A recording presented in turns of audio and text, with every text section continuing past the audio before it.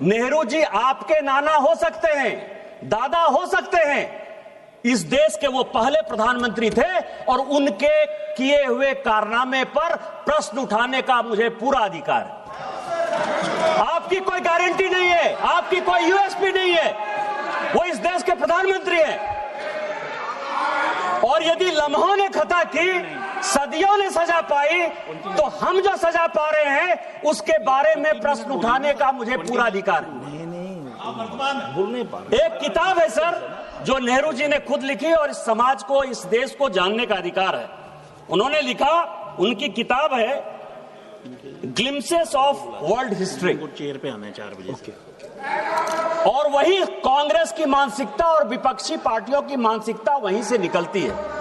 Glimpses of world history में सभापति महोदय नेहरू जी ने लिखा कि मोहम्मद गजनी जिसको गजनी और गोरी जिसको कि हम लुटेरा मानते हैं, जो आज का टेररिस्ट जिसको कहते हैं, वो उस जमाने का टेररिस्ट हुआ करता था, उसको वो कहते हैं कि वो वॉरियर था।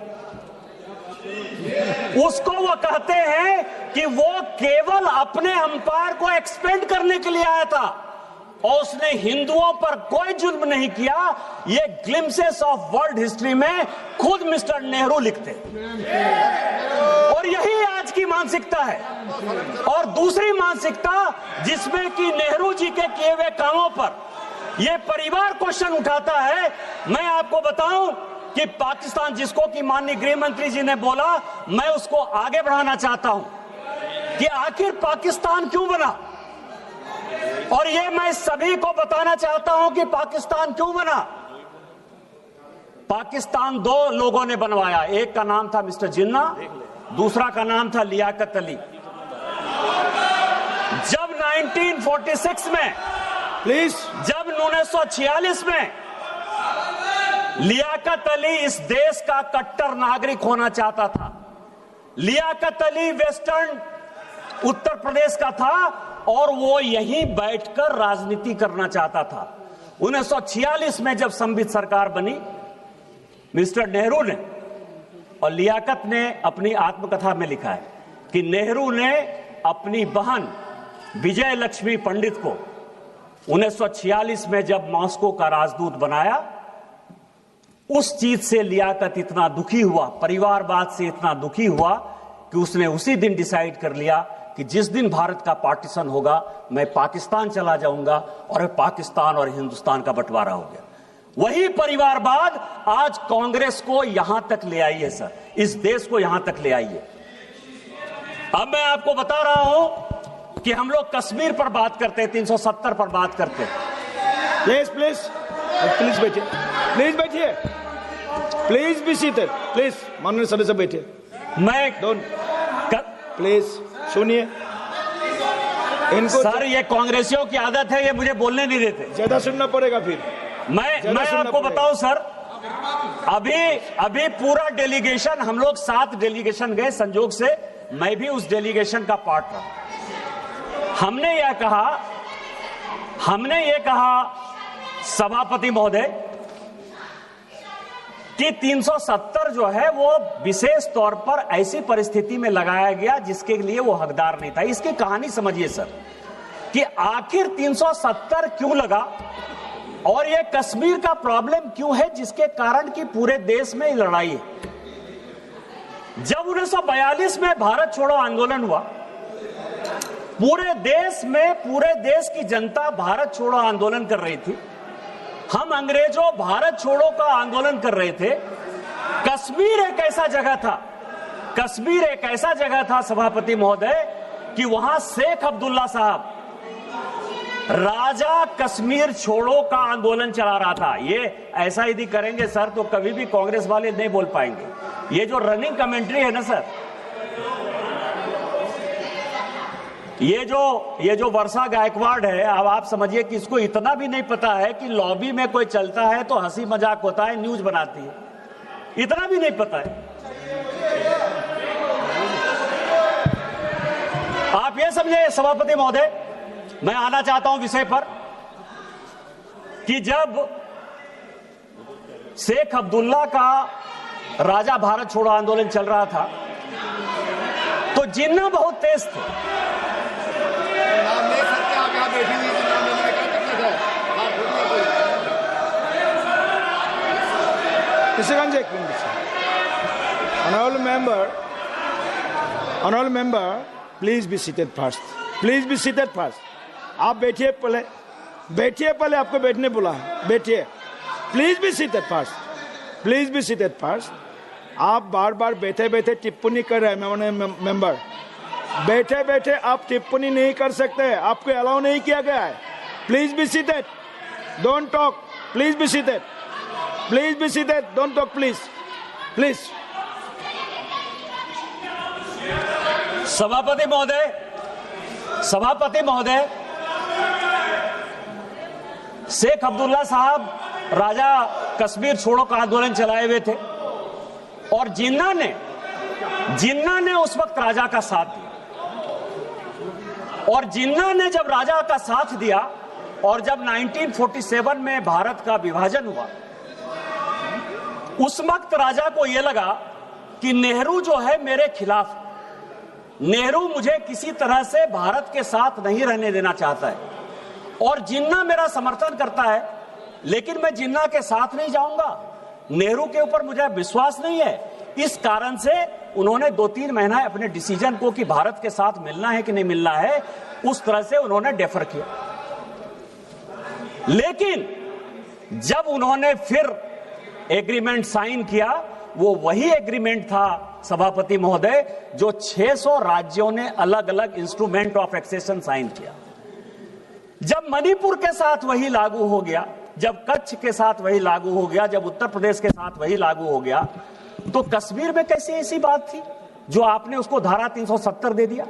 और यदि जिनको लगता है कि 2 नेशन थ्योरी के आधार पर वो साइन नहीं हुआ, तो जब सिक्किम 1975 में भारत में मिला, जब गोवा 1962 में भारत में मिला, तो उसको 370 आपने क्यों नहीं दे दिया? आज जो ये कश्मीर के हालात हैं, उस हालात के पीछे यदि नेहरू गांधी परिवार जिम्मेवार है, तो हम जिम्मेवार नेहरू जी को ठहराएंगे या नहीं ठहराएंगे? इसमें प्रियंका गांधी और राहुल गांधी को परेशानी क्या है? ये आप कह रहे हो, मैं आपको दूसरी बात कर रहा हूं। चाइना की बहुत बात, जितने अखिलेश यादव जी बोले चाइना के बारे में बोले, कनिमोझी जी चाइना के बारे में बोली, सुप्रिया जी चाइना के बारे में बोली, जितने अपोजिशन के आदमी हैं सब चाइना के बारे में बोल रहे हैं। सुप्रिया ने बोला, नहीं बोला, मना कर दिया।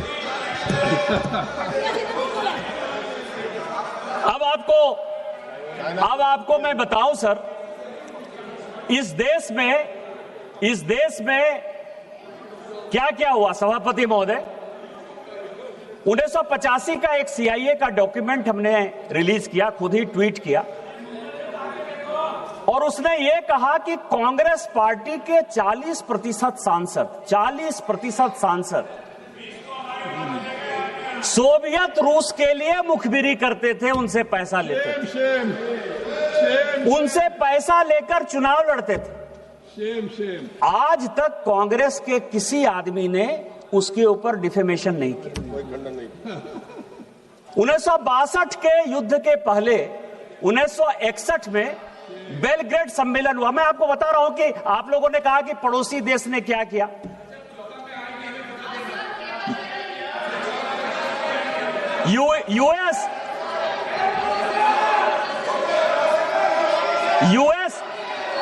यूएस और अमेरिका, यूएस और अमेरिका के पहले 1961 में नेहरू जी ने कहा तिब्बत देने के बाद, और मैं तिब्बत पर भी आना चाहूंगा सर कि तिब्बत है क्या।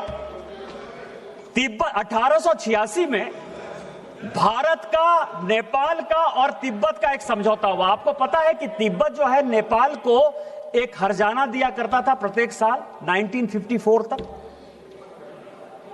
वो कभी भी चाइना का पार्ट नहीं था, नेपाल का हिस्सा हुआ करता था तिब्बत, और इसी नेहरू की गलती के कारण तिब्बत चला गया। आज चाइना हमारे माथे पर खड़ा है। और 1961 में जब नॉन अलाइनमेंट मूवमेंट का नैम का जब सम्मेलन हुआ बेलग्रेड में, तो मैं आपको बताऊं कि उस वक्त जो कंट्री जो सिग्नेटरी थी हमारी, नेपाल, अल्जीरिया, भूटान, युगोस्लाविया, इन सबों ने जब 62 का युद्ध हुआ सर, सभी के सभी चाइना के साथ चले गए। और उतना छोड़िए, आप पड़ोसी देशों की बात कर रहे हो, 62 में हमारे हारने के बाद नेपाल ने अपना बाउंड्री एग्रीमेंट चाइना के साथ साइन किया, मंगोलिया ने साइन किया, वियतनाम ने साइन किया, कोरिया ने साइन किया। कौन सा देश आपके साथ खड़ा था? कौन सा देश आपके साथ खड़ा था? कौन सा देश खड़ा था आपके साथ? और 62 में क्या हुआ सर? ये सैनिकों की बात कर रहे हैं। मैं आपको एक और कहानी बताना चाहता हूं, आप सैनिकों का क्या सम्मान और असम्मान करते हैं। 71 का जो ढिंढोरा आप पीट रहे हैं कि 71 में हमने इतना बड़ा विक्ट्री कर लिया, इतना बड़ा विक्ट्री कर लिया, एक और देश को हमारे माथे पर खड़ा कर दिया। यदि बनाना था तो 2 नेशन थ्योरी में हिंदू बांग्लादेश बनाना था और मुस्लिम बांग्लादेश बनाना था। लेकिन जो फील्ड मार्शल थे जनरल मानिक शाह, जिनके कारण कि हम युद्ध जीते, आप सैनिकों की बात कर रहे हो, आपको पता है कि 72 में जब उनको फील्ड मार्शल की उपाधि मिली, फील्ड मार्शल वो होता है कि जो जनरल को मिलता है, जो आर्मी चीफ को जितना पैसा मिलता है, दरमाहा जिसको कहते हैं पैसा, वो पैसा उसको मिलेगा, इसीलिए वो फील्ड मार्शल है। उतनी सुविधा उसको मिलेगी, इसलिए फील्ड मार्शल है। आपको आश्चर्य होगा सभापति महोदय कि 1972 से लेके 2007 तक इस कांग्रेस सरकार ने उनको पेंशन तक नहीं दिया। फील्ड मार्शल का पैसा तो छोड़िए, जब कलाम साहब राष्ट्रपति हुए और उन्होंने इंटरवीन किया तो 2008 में फाइनली उनको पेंशन मिला। आप आर्मी चीफ की इज्जत नहीं करते हो, 71 बार के हीरो की इज्जत नहीं करते हो, और आप कहते हो कि आप सेना के बारे में सम्मान करते हो। मैं आपको 62 के युद्ध की बात बता रहा हूं सर। इन्होंने अपने रिश्तेदार को, भाई भतीजाबाद केवल पॉलिटिक्स में नहीं, 1962 के चाइना युद्ध के समय इन्होंने असम नेपा का जो हेड है वो मिस्टर कॉल को बनाया। कॉल कौन था? कॉल नेहरू जी का चचेरा भाई था। 18 सेनापति को बाईपास करके उसको उन्होंने बनाया। और आपको पता है क्या हुआ सर? उस युद्ध में चीन हमारे साथ, चीन के खिलाफ अमेरिका भी था और ब्रिटेन भी था। लेकिन आपको आश्चर्य लगेगा सर कि जो आकाशवाणी में जब नेहरू जी ने अनाउंस किया कि आसाम हमारे हाथ से चला गया, तो मिस्टर कॉल जो है भाग कर आ गए सर, और यहां रिसर्च रेफरल अस्पताल है धौला कुआं का, यहां जो है वो भर्ती हो गए अस्पताल में। आप किस तरह की बात कर रहे हो? उन्होंने अपनी किताब में लिखा सर, अनटोल्ड स्टोरी में, अनटोल्ड स्टोरी में लिखा, उसी मिस्टर बी.एल. कॉल ने लिखा कि इंडियन एयरफोर्स यदि हमारा साथ देती तो शायद हम बच सकते थे, लेकिन नेहरू ने एयरफोर्स का जो है कोई भी उपयोग नहीं किया, जिसके कारण कि भारत के, उन्होंने अपने स्टोरी में लिखा। और इसके बाद में एक और कहानी बताना चाहता हूं सर, जो अनटोल्ड स्टोरी में हुआ कि एक आर्मी चीफ ने रिटायर्ड आर्मी चीफ ने, गिरिराज जी ये बड़ा महत्वपूर्ण है, जयंती शिपिंग कंपनी बनाई। जयंती शिपिंग कंपनी बनाई सर। उस वक्त 1000 करोड़ का बैंक लोन ले लिया जयंती शिपिंग ने। उसको जो है उस तेजा ने, रवि तेजा जिसका कंपनी का नाम था, उसने लंदन में मकान लिया। और आपको पता है मधुलिमिया जी ने इसी हाउस में कहा सभापति महोदय कि तेजा साहब जो है राजीव गांधी का और संजय गांधी का रहने का खर्चा और पूरे पढ़ाई का खर्चा वो जयंती शिपिंग का मालिक तेजा देता था। इस तरह की बातें कर रहे हो आप। हमसे एयरक्राफ्ट का हिसाब लेते हो। 62 के युद्ध में, 65 के युद्ध में, 71 के युद्ध में कितने एयरक्राफ्ट गिरे ये आपको पता है। ये पार्लियामेंट में आज तक डिस्कस नहीं हुआ। हमने इसका कभी हिसाब नहीं मांगा। IMF का लोन 1948 से लेकर 2010 तक यदि मुझे बताओगे तो मैं ये बताऊंगा कि पाकिस्तान को 1948 से लेकर 2010 तक IMF और वर्ल्ड बैंक लोन देता रहा। आपने एक बार भी उसके ऊपर क्वेश्चन नहीं किया। लेकिन हमने जो है, जब अभी ऑपरेशन सिंदूर के बाद IMF और वर्ल्ड बैंक लोन लेना चाहती थी, हमने विरोध किया। भारत ने पहली बार विरोध किया। आप सुनना चाहते हो, 65 के युद्ध में 45 एयरक्राफ्ट आपने लूज किया। 1971 के युद्ध में 71 एयरक्राफ्ट आपने लूज किया। आपसे कभी किसी ने हिसाब पूछा? हम देशभक्त नागरिक हैं। भारतीय जनता पार्टी का जन्म ही उसी से हुआ है। श्यामा प्रसाद मुखर्जी जी ने इस कश्मीर को बचाने के लिए अपना बलिदान दिया है। माननीय नरेंद्र मोदी जी ने 1952, 92, 93 में झंडा फहराने के लिए अपने जान की परवाह नहीं की। हमारे लिए एक एक नागरिक महत्वपूर्ण है। आतंकवादी को मिट्टी में मिलाएंगे, पाकिस्तान ऑक्युपाइड कश्मीर को भारत का अंग बनाएंगे। यही हमारा संकल्प है, यही हमारा न्यू नॉर्मल है। और जिस दिन ये बनेगा उस दिन